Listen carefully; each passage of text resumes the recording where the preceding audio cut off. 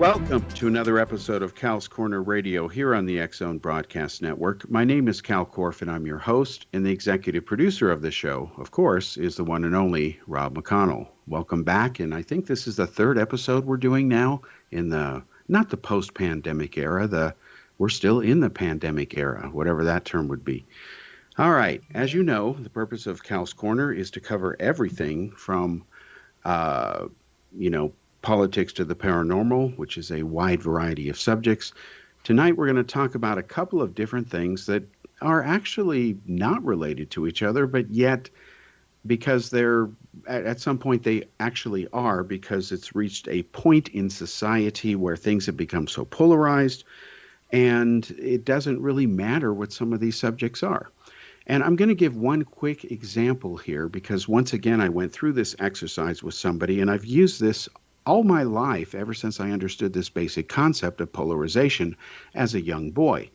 Real quickly, try this exercise yourself, and then we'll invite our guest. And our guest tonight is Melissa Martell. She's going to join us. She also has her own podcast, which is dedicated to cults.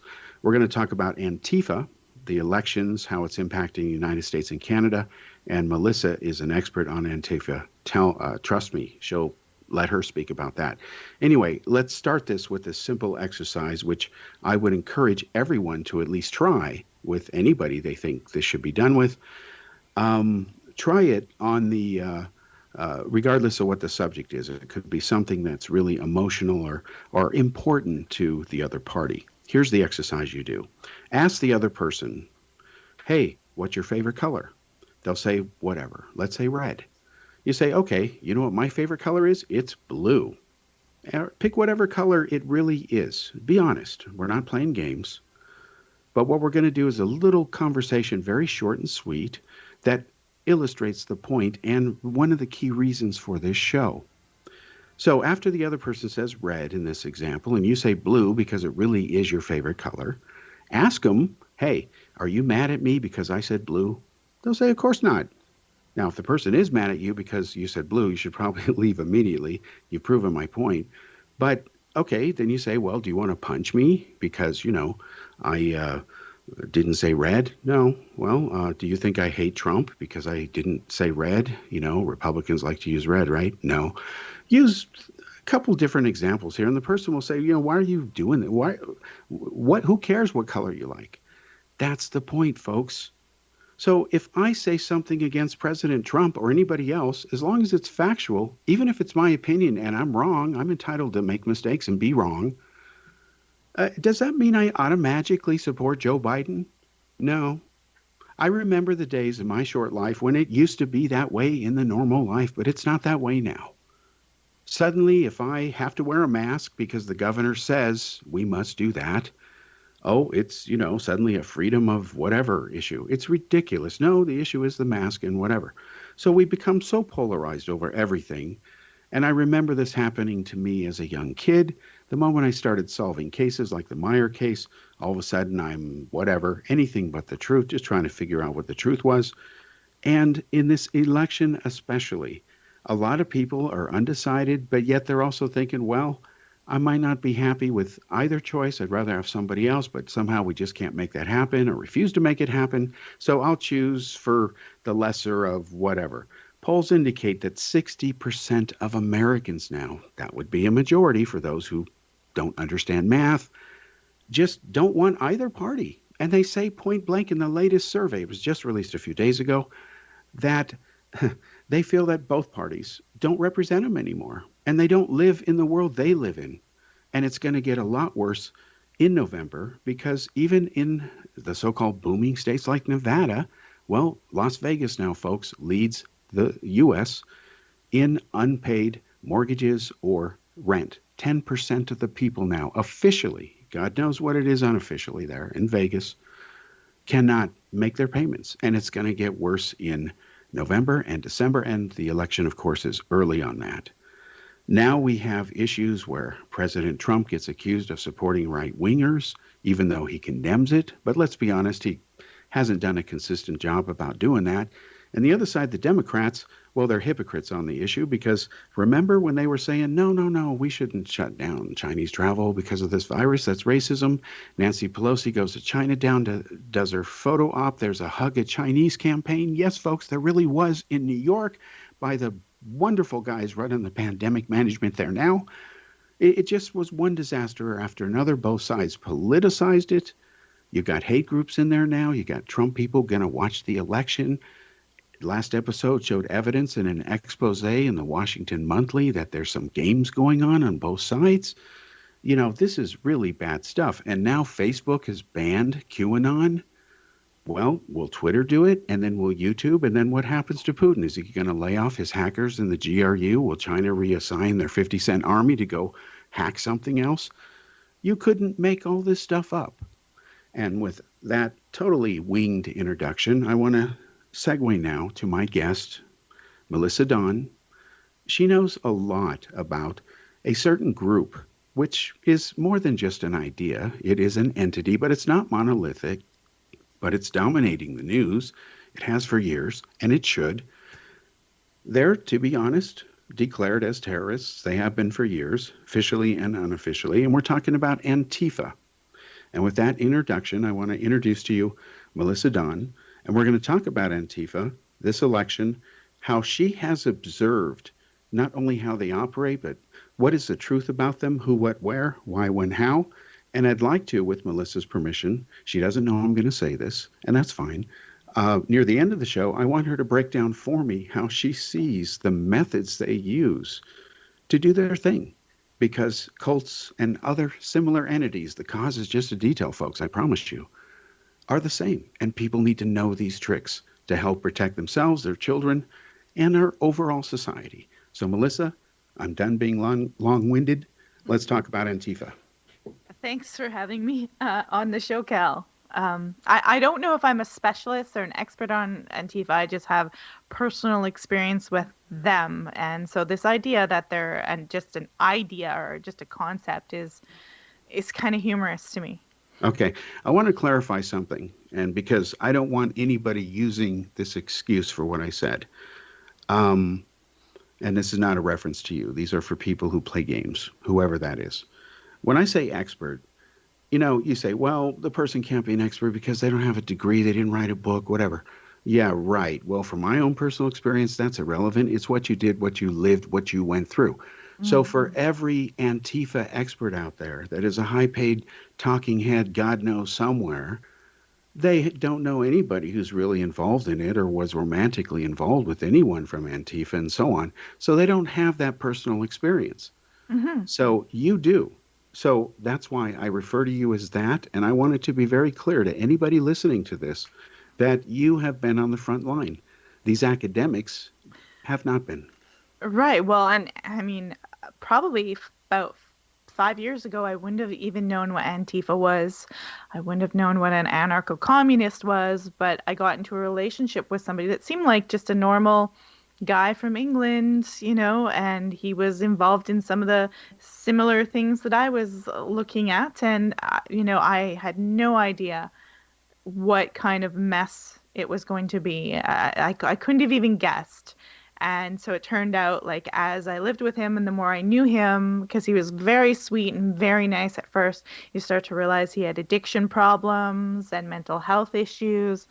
And then I realized, looking through a lot of his stuff and his pictures and his history, that he was very anti-police and anarcho-communist. And then this Antifa thing. And I was like, well, what's Antifa? And he was like, what's anti-fascism? I'm like, well, that's good. Like, that's like your normal reaction. Like, well, at least he doesn't like fascists. That's a good thing.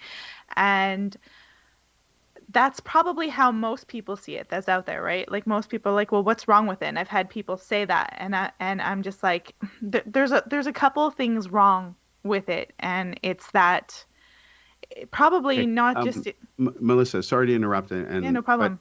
But before I lose this thought for the question here, now you became involved with this gentleman and you started to realize over time some problems. Now, when you said that you've learned about Antifa, the name, he explained what it meant, which sounds noble, like the cause BLM, Black Lives Matter. Of course, Black Lives Matter.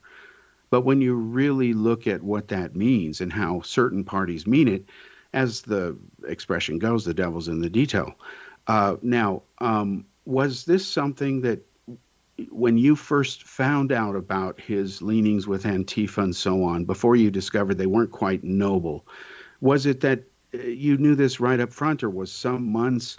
Was it something you discovered when you opened a briefcase you shouldn't have, or something? You know what I mean? How did Yeah. you? I Yeah. mean, Okay. Okay. it was just something that I discovered along knowing him. Like he would have like the anarchy sort of A on his Mm, profile stuff, and he would start talking about things or mm. his comrades. Comrades. I'm Yeah. not kidding. They use the word comrades. They're their Okay. comrades, Of or course. he would talk about how he would go up to northern England and have meetings with anarcho-communists, and they had to be very secretive about these kind of meetings because it wasn't well received. And then I would learn things about how he would riot in the streets in England, in Bristol and stuff, and smash up businesses. Like probably, I think there was an organized campaign there where they went around and smashed up actual businesses because, from his perspective, the government was subsidizing and the businesses were getting all this money and hardly paying anything to the workers. So they had to, that was fascist or that was bad. So they had the right to go in there and smash these businesses up. And they coordinated it, I think, using BlackBerry phones. And there Hmm. was also a lot of chaos right at this time in London. And they would regularly say they were marching against fascists because they were calling basically people who were, patriots of England fascists is what they were doing. And so they would go in and they would what would they do? They're all dressed in black and they'd go in and they'd Hmm. smash these buildings, he says, and they'd cause all these problems. And then they would just sweep into the businesses in the bathrooms, discard or change their clothes or throw them away and get into civilian clothes and walk out and just walk away. Hmm. Okay. And they were using those old Blackberries, where they were Yeah. really hard to bust and decode, I guess. Yes, So especially if it was some years ago. Yeah, yes, BlackBerry, despite losing market share and pretty much out of existence because of iPhone and Android, they had the secure server. And you're right about that.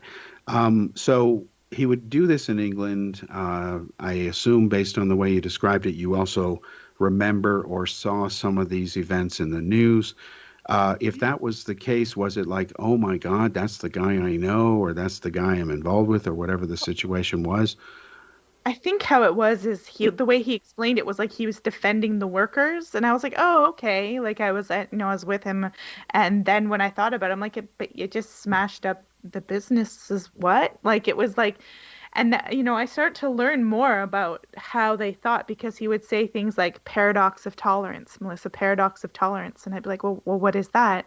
And Hmm. basically, what Antifa believes is you don't have to tolerate the intolerable. So you can be intolerable to something that you view as intolerable. And Wait. so Okay, so you, or meaning you can be tolerable to something you say is intolerable. no, you're supposed to not tolerate it. Okay, if you, It's a so yeah, you're supposed to if something is intolerable, to yeah. get rid of it, you cannot tolerate it, so you have to be intolerable towards it to get rid of it. Oh, I That's see. how they think. Do you Okay. understand? Like it's a paradox. Yeah, I And do. they would Okay. use that he would use that paradox to back up what they were doing as if they were actually as if there were all these fascists everywhere all around and they had to go get them and I'm like, well, where are they? And he would insist that they were there and I'm like, you're smashing up businesses, like what? And that's when I start to realize that they actually viewed, because of the anarcho-communism, a lot of them go to these meetings, that they viewed the whole entire system as fascist and it had to be Hmm. taken down. And I that's when I was understand. like, oh wow, I'm like, that's a mess. Okay, so not all fascists are created equal in this one group. All right, we're hitting near the 15-minute mark for the first segment here, so we're going to wrap it up for the first commercial break. But we'll continue to talk about this and explain how this manifests into very real events that people see now so that they can understand them further. We'll be right back.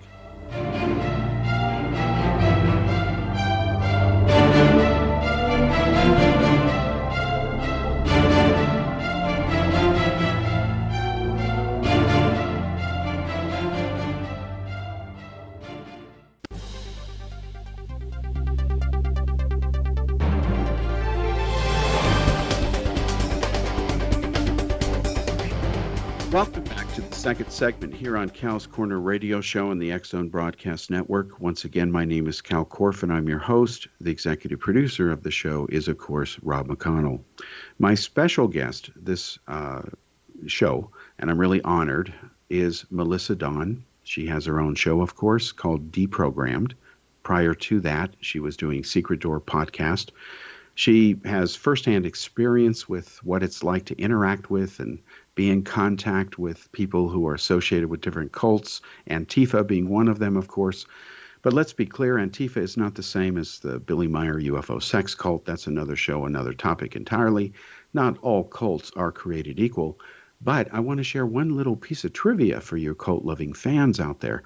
Do you know that the small country of Switzerland has, now they've reached a new infamous milestone, they have over 10,000 cults? Hello! So now the Swiss government is like, I think we need to take this more seriously. So we'll get back to you on that issue because the timing, folks, I promise you, couldn't be more cosmic. All right, let's get back to something more important, Antifa.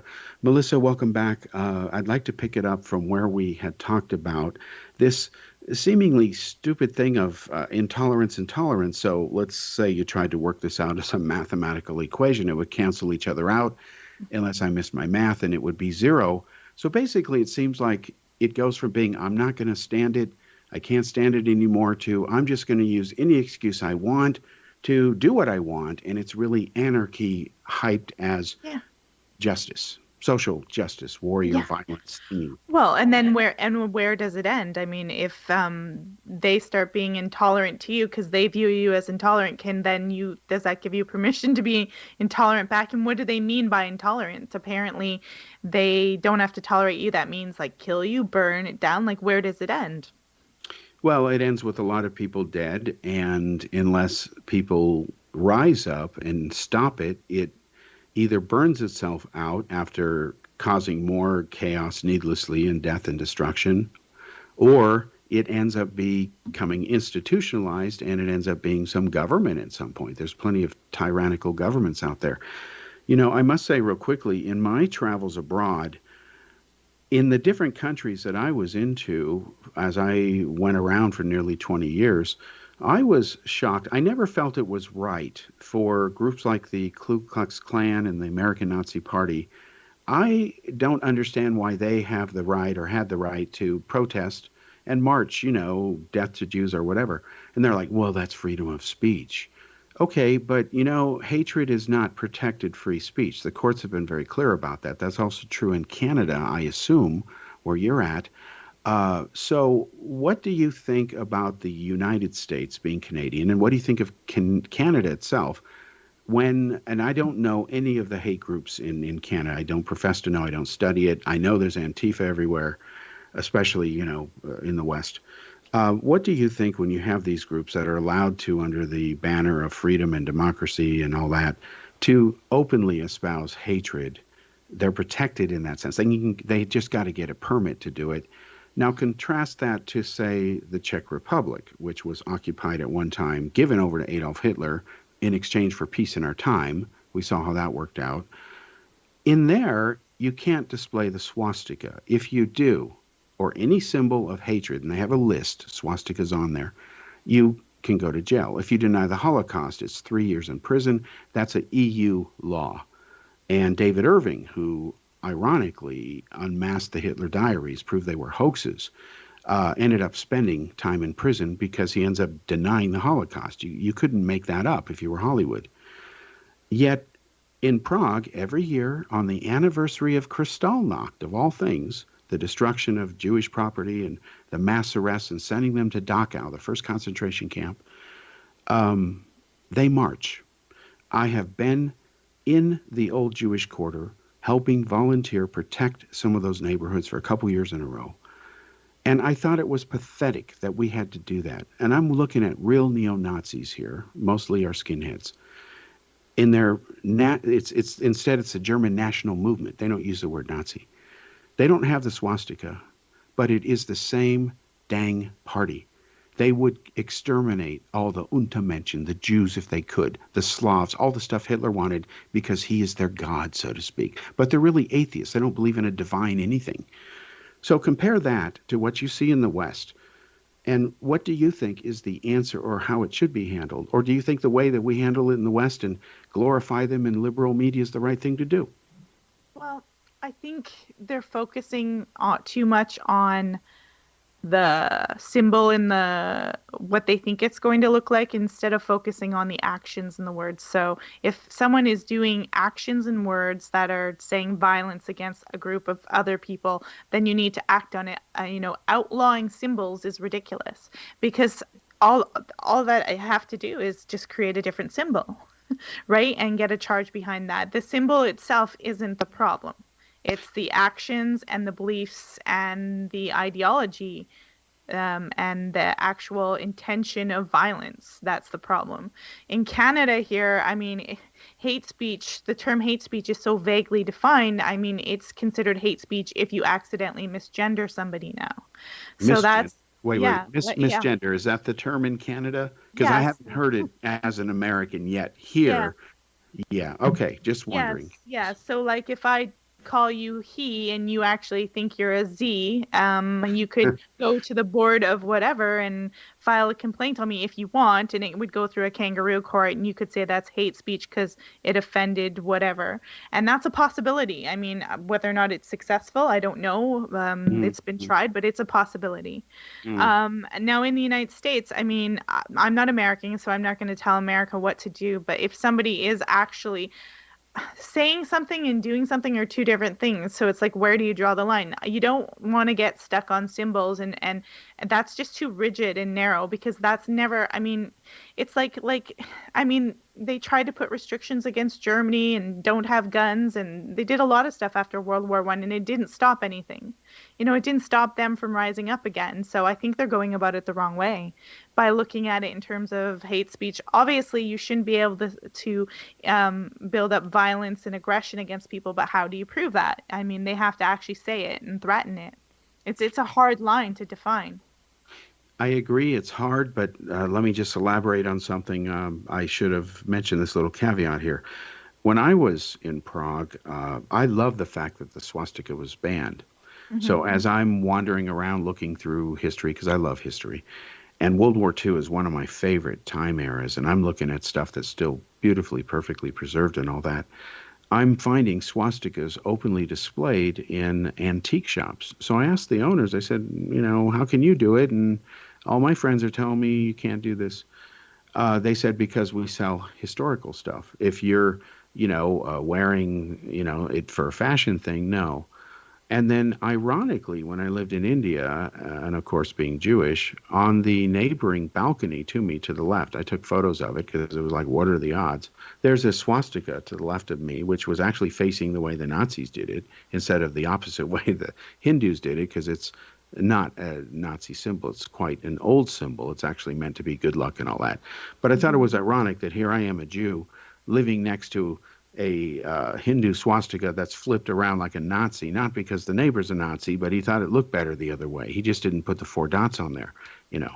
So I Right. guess that's the new chic version of it. And then so anyway, in Czech Republic, I'm up at the castle and I'm seeing the Soviet Union communist symbol. So I said to the vendor, I said, "How can you display this? Stalin was not a nice guy, especially to you guys too. But Hitler's not allowed. He's not kosher, but Stalin's okay." Well, it turns out that Russia still had such control, still do. They own Karlovy Vary and other towns.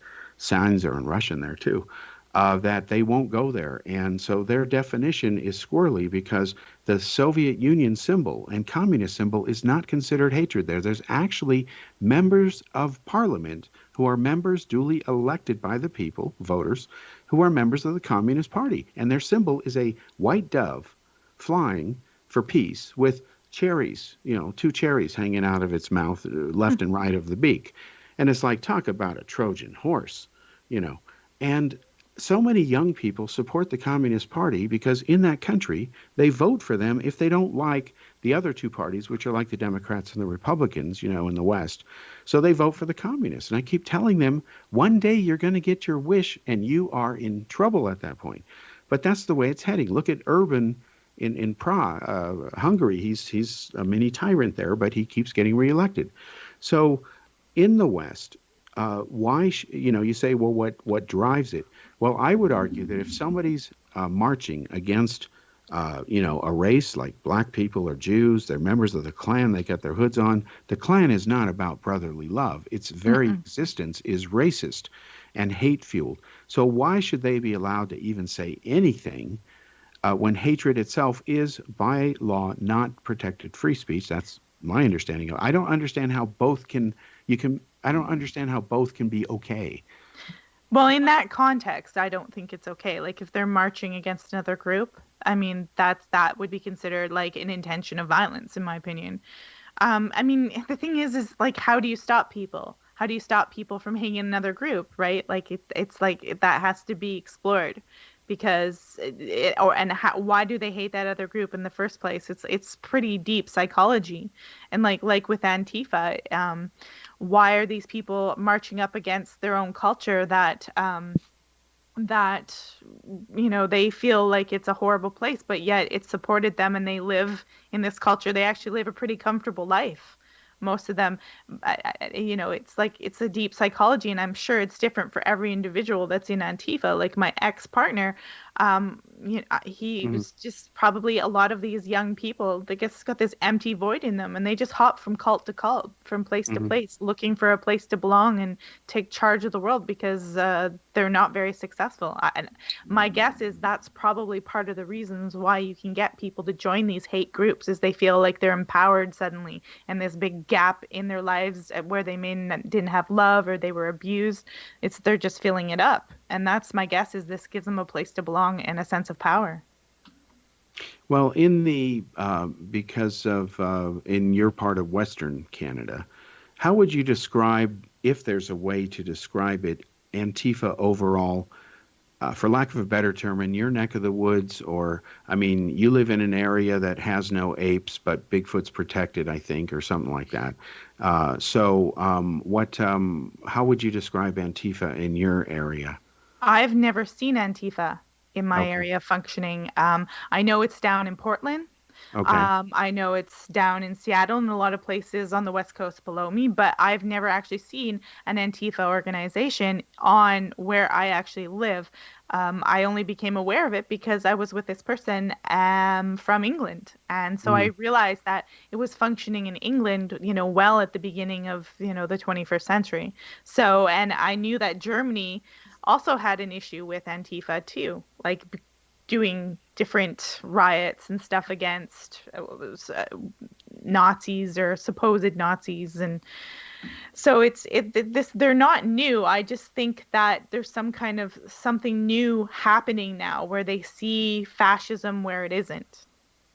Yeah, everything they want to destroy, like you said, is suddenly like the old religious nuts. Oh, they must be a witch or part of the devil, so go kill them. Whatever excuse.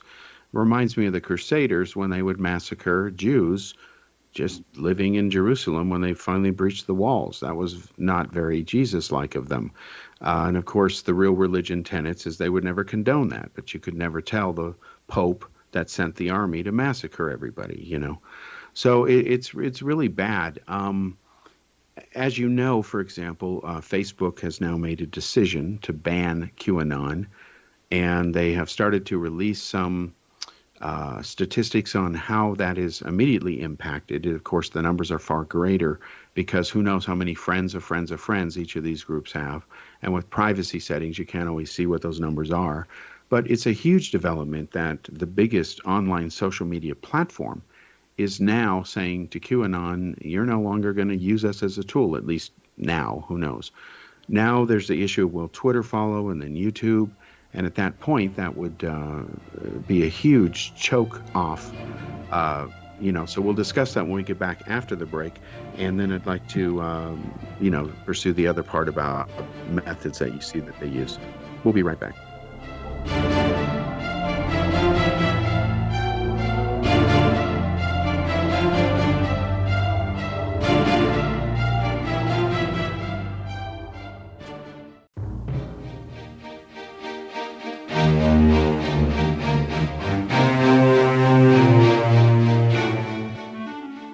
Welcome back to the third segment here on Cal's Corner Radio Show and the X Zone Broadcast Network. My name is Kal Korff, and I'm your host. The executive producer of the show is Rob McConnell.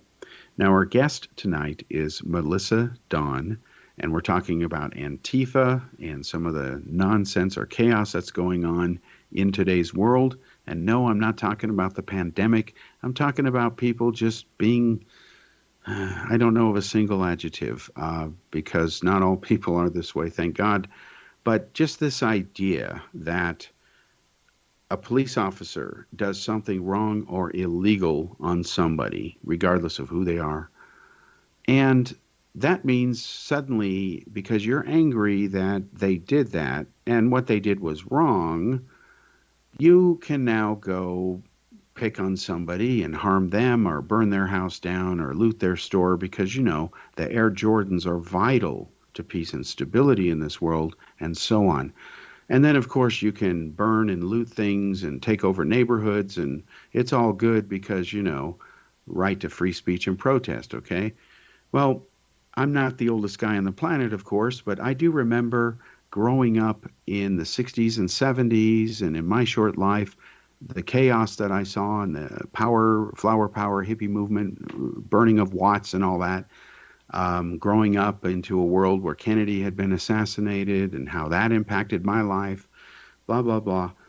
And I look today at what's going on, and it's just lunacy, even among sane, rational, logical people. And I'm going to give you one quick real example, and then I'm going to ask Melissa to share some very real examples. She probably has more than I do recently. Um, Here's an example. I've always believed that all lives matter because they do. And I've understood that since I've understood basic science, okay? So all lives matter means what, folks? Quiz time. It means automatically that black lives matter, white lives matter, pink lives matter, green lives matter, whatever color you want to use. And most of my friends, in my case, don't live in the US and they're of color. And I hate that term because white people only make up about 5% of the world population, let's be real. And let's be honest, if Jesus existed and Adam and Eve, they weren't white looking like Thor. That's racism. In fact, the earliest known painting of Jesus is actually in the Orthodox side in Russia or Greece, I think. And he's black. No surprise, Jesus was a Jew. He wasn't even a Christian. So there we just inflamed a whole lot of people who just don't understand history. And this has nothing to do with anybody's religious beliefs, but it is somehow relevant today to what's going on today. So you have the masters of peace, meaning people who are real historic figures who changed and transformed history because of their love for peace and furthering peace. Men like Martin Luther King. His idea that there's one color, or no colors, meaning it's one race, human. Did people attack him for that view? Yeah, racists and haters did, or people who didn't understand him. Well, I have always believed, and I can't credit Martin Luther King for it, I credit science for it because I understood science before I even knew who Martin Luther King was. Science was the first thing I kind of was exposed to at, age 5 and all that. Okay, so I understand that there's one race, human. Okay, do you look at a dog and say, well, he's a black dog, he's a white dog? No, we don't classify people the way we do dogs and stuff. We have one race, human. Your color of your skin is genetics, where you live, environmental factors. We all know this. And even racists know this, okay? But yet racism still persists. So would Gandhi say, hey, go burn that building down because, this guy acted badly? No. In fact, Gandhi said, if we literally enforced an eye for an eye, tooth for a tooth, as the Bible commandeth, Moses' biblical Judaic law, yes, Jewish law, everyone would eventually be blind. And Gandhi's right. So, yeah, the Old Testament says kill homosexuals. It's in there, folks, written thousands of years ago, supposedly by Moses. Do they do it today? No. Do they kill gays in Israel? No. In fact, if you're gay, Tel Aviv is one of your favorite towns. So things have changed. But you wouldn't know that today based on what you see that passes for peace. Buildings get burned down. Mayors don't do anything to protect their citizens. And now they're moving to states that don't want this. You can't blame them. So I'm going to share with you one quick incident, then I'm going to turn it back over to Melissa because she absolutely has some fascinating stories that are true. In the state of Nevada, Antifa was coming here, Black Lives Matter. They're going to do something together. And they'd already sieged downtown Reno, burned buildings. I saw some of the damage there physically. Some of those businesses are gone now. They moved out. They the police wouldn't let them burn the police station. That's what they tried to do. So word came out that they were going to attack Carson City. Let's skip Reno. Didn't succeed there. Let's go to Carson City. Well, what happened is, and I talked to the woman who told me this, gave me the details. I know her. She's not lying. She got a message from the Hells Angels of all people.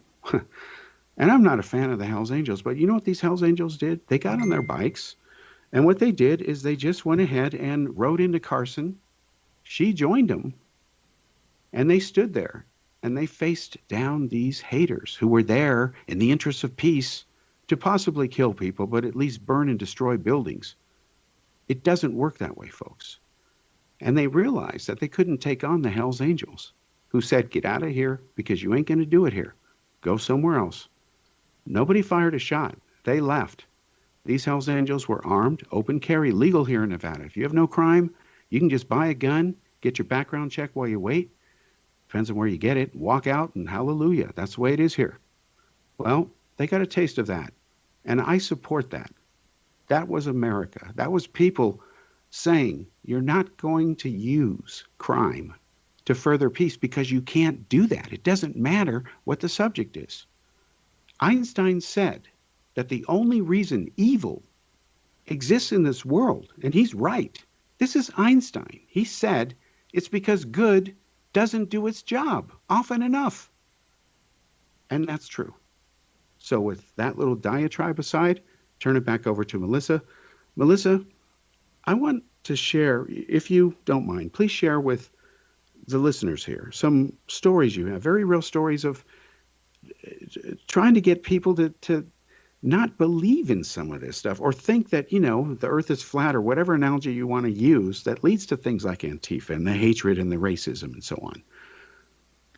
Well, I mean, a lot of people don't believe that Antifa is bad because they're caught up in the name anti-fascist rather than looking at the actions. And you've got so much disinformation online. You'll have people say, well, it's actually the right wingers and the neo-Nazis. They're dressed up as Antifa, and they're not. This stuff that they're doing, this is what they do. Hook, line, and sinker. So it's hard to get them to see that because people are caught up in titles and logos and labels. That's why I originally said not to get caught up in a symbol, to look at the actions. Because don't get caught up in the name. Don't get caught up in a corporation's name, because there's often a nice mask in the front trying to tell you what they think they are. Like you said, it's a Trojan horse, but the intention inside is really messed up. And you know, like the ex-partner used to always view this stuff as like he's justified.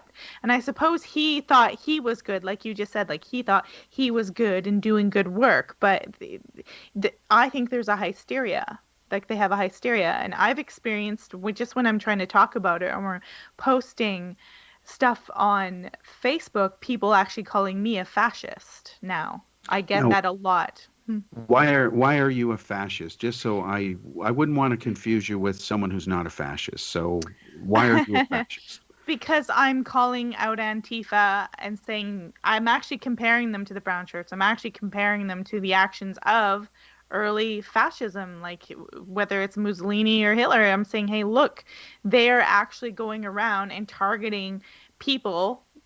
Whether they think it's for their skin color or whatever, whether it's BML, they're actually targeting their businesses and destroying their livelihood with like this idea that they're righteous and they're able to, and they're actually being supported by politicians and celebrities. They're actually being supported by mainstream people to do it, and it's really disturbing. And if you can't see that they're doing that, you're actually supporting it too. Like, that's what I'm saying. And they're like, Melissa, don't you know they're Antifa? And when I argue back about BLM and Antifa, I'm told, well, clearly, obviously, you are the fascists and you support fascism. And these people haven't got a clue what they're talking about. They just don't know that what this ideology is representing. They are just unaware, and I guess I could be mad at them, but then I just realize, oh, they're watching CNN, they're watching CBC or the BBC, they're watching you. If I type in Antifa right now on the internet, it's going to be mostly good stuff about them. They're not actually going to tell you what they do because it's such a cellular like group. There's no organization, there's no church like Scientology that you can point to and say there's the leader. It's very like guerrilla type organized, and it's very sporadic all over the place. People meet at other people's houses or they sleep on couches, and there's a lot of couch surfers and people in and out involved in it. It's not the same organization. So people can't point to it. Yeah, it's not monolithic, but I think there's an accurate analogy because in this Secret Wars project for years I've been working on hatred, extremism, and terrorism. My PhD thesis, I have to decide which school I'm going to finish this thing at. I argue that there is no difference, and I've said this for years, between a terrorist who wants to kill you because you don't believe in their strain of Islam or whatever, Al-Qaeda as an example, or ISIS, versus a Bigfoot hunter, as I discussed on your show recently, who also wants to kill me because we found the guy who wore the Patterson Bigfoot film and recreated it for National Geographic, and they broadcasted, excuse me. It's ridiculous because if you want to harm somebody just because they don't agree with you or they won't convert to what your belief set is, regardless of what it is, that is not religion. That is extremism. That is fanaticism. It's dangerous. It's a national security threat. It's a threat to the very fabric of society itself. My God, if everyone kills everybody because they disagree, there's nobody left. So I don't understand why the bad guys are the ones who point this out, expose it, try to get others to see it, and then suddenly they're evil. It's ridiculous. So in my mind, Antifa, it's maddening to see Joe Biden and the Democrats say, "Oh, Antifa is not a real group. It's an idea." Well, yeah, it's an idea and an ideology, but it has cells like Al-Qaeda. It's modeled after terrorist groups. Al-Qaeda isn't even an original idea. They've been fighting that kind of war using different terminology ever since Islam itself split, over 1400 years ago, the Shia-Sunni schism. And Al-Qaeda, not everybody went to the Church of Bin Laden. Everyone said, "Oh, I'm Al-Qaeda, I'm ISIS, whatever." And they were just, "Okay, I'm ISIS. Now I'm going to go kill somebody." And then ISIS, "Oh, we had a member named Abu Jihad. We didn't know that. Okay. Yeah, what the hell? That's all good. We endorse it." They weren't connected. They weren't talking to each other. And that includes the terrorist in Paris who went on rampages in Europe off and on throughout the years. So I'll tell you, as a journalist, like you said, it has shocked me and disappointed me. Shame on them. I wish they could be held accountable. When you can watch all the major news, except the so-called radical network Fox, which isn't that simple, and you'd never know there's anything bad about taking over neighborhoods and rioting for months, that's fine. Just like those arsonists they arrested for starting the fires. Climate change, excuse me, it's not that simple. So you got the media in there, you got Putin in there, you got Iran, you got China working the internet. You got this cluster, what going on. So as we wind up this segment here, I'd like you to think about this if you can. What advice would you give as somebody who has had firsthand experience with these? You've also dealt with people who claim to channel the Pleiadians. That's not Billy Meyer, to be specific. But same problem. It's not grounded in reality, whether it's Pleiadians or climate change or whatever. It's not real. So I want you to think about what advice you'd give to people to try to separate fact from fiction out there because, hey, everyone's one click away from the truth, right? So think about that during the commercial break, if you will, and then we'll come back after this commercial break here for the final segment.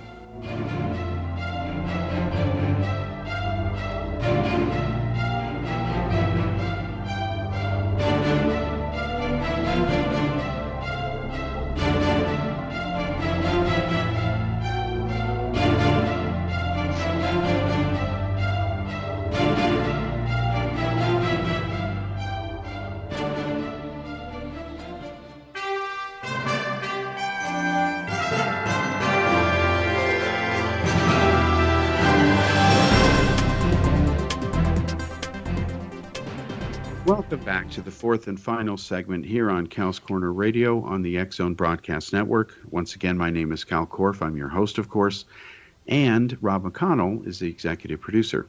By the way, I need to say this now because if I don't, it'll be too late, literally. But I think, unless I'm wrong on the math, thanks to Rob telling me actually a couple episodes ago, I think this is episode 99 as after we relaunched from the Middle East in United Arab Emirates. Had a great time there, was there several occasions, and I have even magic secret photos I'm going to publish later of Israeli planes over there and all that secret stuff that went on before it became official recently after a delay, after a couple of years that they have formal relations now, and that's only going to go forward. We'll cover that in a future show because real quickly, the entire Arab world, the Sunni side at least, led by Saudi Wahhabiyya, is going to effectively recognize Israel. It doesn't matter who the next president is. It really can't be stopped. And that leaves the Shia side, led by Iran and practically no one else, to either get a clue or remain deservedly isolated. It's big news. Bahrain, all these guys are climbing on board, even Qatar, which likes to play both sides of the pond. And the project to go ahead and make a canal on the border of Qatar and Saudi Arabia is moving ahead because it'll make the Strait of Hormuz irrelevant. And that means there'll never be another boat seized. That'll be cool. Anyway, lots of exciting stuff. We'll come back to that as it's, after the election. That's all lined up in the pipe. But anyway, we launched this show 99 episodes ago. And the next one on episode 100, with Rob's permission, of course, I want to kind of recap some of the stuff we've done because I think some of it deserves to be recapped. And then, of course, we can relink to some of those shows. All of that's on iTunes and Spreaker and all kinds of places Rob puts this. So anyway, I'll talk to him and we'll try to make it happen. Also, I got real quickly my copies of the Wendell Stevens book, The CIA's Conspiracy Against Wendell Stevens. I got 12 copies today, thank you. And my Annie Jacobson copies are due to arrive. That's great. I'll be talking with Rob about that later on his show. Look forward to that. And thank you, Rob, for that invitation. And I will be posting video, sending a copy of the Wendell book to the CIA director and their Department of Public Affairs and other places I know. They're letting them know that this is the truth about the CIA conspiracy. They might want to know that. And ask them when they're going to declassify some more stuff. Anyway, we'll see. All right, I'll keep you posted as that goes on. It's available, both books from Amazon.com. Get them now before everybody else does, I guess. Anyway, all right, Melissa, welcome back. Melissa, we live in a world today where if it's on the internet, it must be true, right? So what is some advice you would have for someone trying to navigate through this? Because you just hit the nail on the head in the other segment. They Google Antifa. What's Antifa? Oh, they're peace guys. Cool. Wow. Black Lives Matter. Yeah, I understand that. Good cause, theoretically. We should not be racists. Okay, I understand that. Yes, there is racism. There's disproportionate. Racism is disproportionate anything because it shouldn't even exist. Everybody should be equal. We're all humans. There's one race, human. Even Nelson Mandela said that. He said only a fool would divide people into color and races. He's right. But if you say that now, you're a racist. It's really ridiculous what the left has done. They're not progressive. They are regressive. So how does somebody separate this stuff when suddenly the definition of racist is you disagree with me, or as I personally encountered in Prague, you don't like Barack Obama, so you're racist? Yeah, I think we need to know right away that the left has moved so far to the fringe faster than the right has, so that there's a lot of double speak going out there. It's really, and it can be really confusing. But I think you need to actually be aware of your media and your news and realize that there are corporations and rich people who have agendas behind them.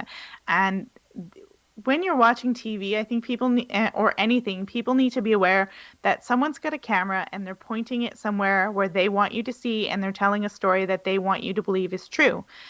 Whether that is true or not is like debatable. And so you need to go out and look at multiple sources. You need to look at conservative sources. You need to look, even if you think they're distrustful, you need to look at smaller journalists on YouTube that are on the street filming this stuff. And you need to get a whole bunch of different voices, not just one voice or one network, because if a lot of money is involved, in my opinion, the truth is probably going to be not the most important part of their agenda. Okay, Yeah. you're right, absolutely. But let me ask you this, and I'm asking this question not to be, disagreeing because I agree, but and not that my opinion matters, but I'm asking this question next because this is what I think I see out there that the average person is going to face. So we know that 90% of the media is owned by essentially a handful of companies, thanks to the interests of competition and approved by the Democrats, Republicans in America. So Disney, owns, you know, ABC and things like that. Disney owns a lot of things, Marvel, you know, all that stuff. All right, so fine. So, like you said, they search on Google and they see whatever, and it is good news or nothing that condemns them, but yet it's only Fox that does. So now the average user says, well, out of the top 10 Google hits here, Fox says these guys are bad, they're terrorists. The other guys don't even say that word. In fact, they say that, if you try to say all lives matter and you don't support Black Lives Matter, you must be a racist. Even though you say all lives matter and the person understands what the definition of all still thankfully means, it hasn't been hijacked by the left yet. So how do you fight that? Because they're looking on the internet, they're depending on it, yet that's what they're going to see. And Google swears, oh, that's not our fault. We're not Well, stacking the deck. stop using Google. First off, I would use something more like DuckDuckGo. I mean, there's smaller people. There's people on YouTube who talk about this reality all the time. Like people are going to have to get off of TV networks and big corporations and start looking at people like Tim Pool, who is a progressive who actually criticizes stuff. Start listening to Joe Rogan or start listening to smaller people who are actually talking. They actually have fairly big audiences, but they're not owned by a corporation or a big money person. They're not paid by lobbyists. They're not interacting that way. People need to get into this new paradigm where you're not depending on even Fox News, CNN, and MSNBC, because they're just they've Mm, gone down a path. They're just so awful. I mean, yeah. yeah, and you have to realize that Google is definitely stacking the deck in Antifa's favor. Why they want to, I can't necessarily say. I don't have any evidence why they would, but you have to change the way you think about media, and it's these big corporations are not where the truth is at, and you just have to look for little people or come to Cal's show or go to, my podcast. That's where people are actually saying honest opinions unfiltered. Yes, yes, I in mean, fact. and let's not forget a lot of the magazines. I mean, a lot of the people who have learned this ideology have learned it in universities and colleges. They've learned Marxism, and nobody thought it was a big issue. Antifa, whatever they've learned in colleges, but now they're out and they're getting jobs. They're getting jobs writing in Teen Vogue. They're getting jobs writing for all these newspapers and stuff like that. They're getting jobs in these companies like Spotify, and they're Mm, pushing this narrative and they believe it. They believe that for some weird reason, they don't like freedom of speech. So you have to realize that it's actually a really big problem. Like it's probably overwhelming. I'd say always question ideologies, and if don't abandon your friends and family because their stuff doesn't agree with you. That's a big mistake. hmm A lot of people who get in with these ideologies will stop talking to their friends. That's dangerous. That's cult behavior. I You know. agree. I agree. Yeah, I agree. I will tell you that ever since I announced I've canceled my Trump expose book, I've had, I think, 11 people unfriend me on Facebook, and I've blocked 2 people. And I don't care. I really don't. I don't care if anybody is my Facebook friend because I don't have my open public Facebook page for the sake of having friends. Now, the only reason I have my Facebook page is because Bill Marriott, who unfortunately is no longer alive, set it up and gives me a password and says you need to do this and a bunch of other stuff, and like, okay, fine. And of course I've been a multimedia head forever on the hypercard team and all that before there was an internet, but I thought this is kind of, I don't have time for this, and it's kind of redundant in my case. But I'm telling. I've come to appreciate it only because I've reunited with people I never would have. And what's funny in my case is my teachers who remember me turning in 200-page reports and being on this show and doing all this stuff that is Kal Korff, for lack of a better term, that these people who stalk me say it's not true, but even though it's all, documented many decades ago, and they're still alive, there, and they can be asked any time, they don't get any things like, well, was this really true? Because these people are cowards and they're not going to run it down, and they can be taken out anytime and exposed. And the one thing that hit me in all this, revisiting some of this stuff, like the Wendell Stevens book, which I'd forgotten I'd written when I was young, that's my fault, is the way I had to write it now, factoring in today's culture of safe space and shaming, is okay. I couldn't put a lot of footnotes in there because that's too intellectual for the Twitter generation. So instead, I had to write it in a way where it was clear that you couldn't argue with this, like showing the slide in my hand of Jim Lorenzen or whatever at the time. We're sitting there together and they're alive running APRO. So don't tell me I wasn't there. Here's secret surveillance photos of Wendell's house, never been published before, blah, blah, blah. So don't tell me it didn't happen. And if someone still believes that it didn't happen and it's right there, I'm done. That's it. It's a waste of electrons to even on that person anymore. And I think it needs to reach that point, or something must be online or consumable in whatever flavor Johnny Consumer loves his data, where this is there and people know the truth because of it. And, they get the truth. And they don't have that now. They have Google, and it's causing parts of the problems. So, we've been talking, I assume that you would agree with this. I assume you're going to continue your deprogramming efforts and your informing people, letting them know the truth. Are you planning to do anything forward as far as anything on Antifa specifically? Oh, I'm sure. I'm sure it will come up. I mean, they're so not self-aware, this group and this ideology. I mean, just like you said, they want a safe space, yet they're out creating chaos and the most unsafest conditions for people out there. They're just so not aware. I can't see me not covering Antifa or bring it up. I don't want to spend too much time on there, but I mean, it is cult-like, and a lot of the people who are in Antifa will often jump to other cults. They'll go and they'll be in like a vegan cult. They'll show up in Hare Krishna. They'll jump around and they'll do different groups because I mean, like I said, a lot of them, the sad thing about Antifa is they target people who have mental health problems or who are mentally ill and are easy to manipulate and are looking for somewhere to belong and are just not mentally well.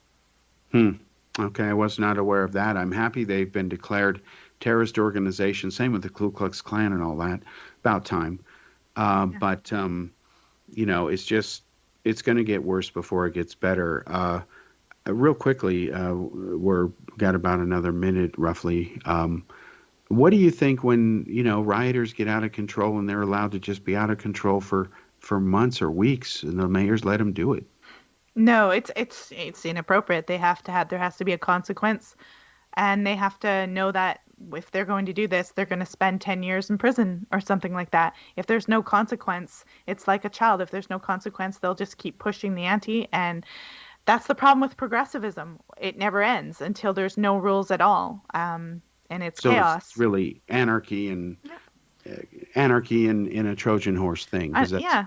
Unfortunately, progressivism always ends this way because where do you stop? You get all your rights, you get gay rights, you get these rights, so you have to keep going until it's like basically they want no rules at all, and there has to be consequences. Yeah, I think you're right about that, but let's also distinguish it has become a generational thing, because I certainly remember I used to be a progressive, but back then we stood on principles, and now they're moving the goalposts everywhere. Folks, thanks for joining me. Thank you, Melissa, so much. We'll be back next week, hopefully for episode 100. Thanks for joining me. Take care.